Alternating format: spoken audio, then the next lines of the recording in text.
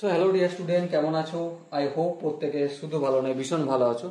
স্ক্রিনের উপরে প্রশ্ন লেখা রয়েছে কি দেখো, if cos theta equal two 4/5 find sine theta and caught theta. মানে গল্পটা কি, কস থিটার ভ্যালু আমাদের দিয়ে রেখেছে, সেটা কত? কস থিটার ভ্যালু হচ্ছে 4/5। নির্ণয় আমাদের কি করতে হবে, সাইন থিটার ভ্যালু কত নির্ণয় করতে হবে, আর হচ্ছে কস থিটার ভ্যালু কত সেটা নির্ণয় করতে হবে। তো চলো, এই সরি কস কেন, কট না।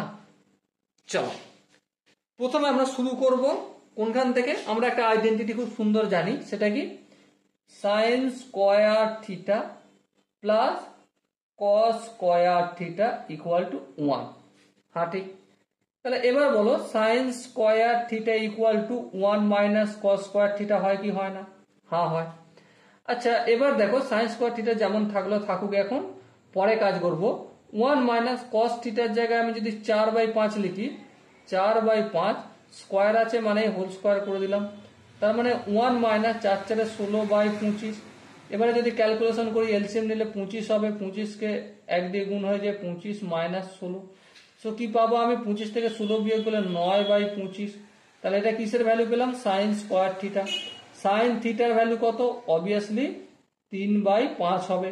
কেন হবে, স্কোয়ারটা অপোজিট দিকে গেলে রুট হবে, এই পুরোটা রুট হবে, স্কোয়ারটা যদি আমি অপোজিট দিকে পাঠাই, এই স্কোয়ারটাকে পাঠিয়ে দিলাম, ঠিক আছে। তো দুটো 3 থেকে 9 মানে কি, দুটো 3-এর মাল্টিপল, একটা 3 আসবে, আর 25 মানে কি, দুটো 5-এর মাল্টিপল, একটা 5 বাইরে আসবে। তো সাইন থিটা ইকুয়াল টু 3/5 বেরোলো। সো দেখো এবারে সাইন থিটার ভ্যালু পেয়ে গেছি 3/5।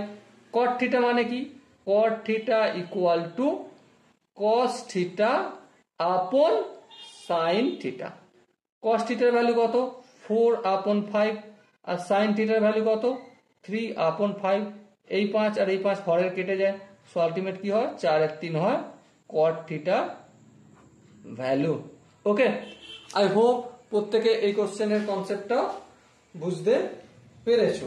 যদি কোনো জায়গায় বুঝতে অসুবিধা থাকে, কনফিউশন থাকে, কি করতে হবে, আই হোপ তোমরা জানো কি করতে হবে। কমেন্ট সেকশন রয়েছে, কমেন্টে অবশ্যই জানাতে হবে।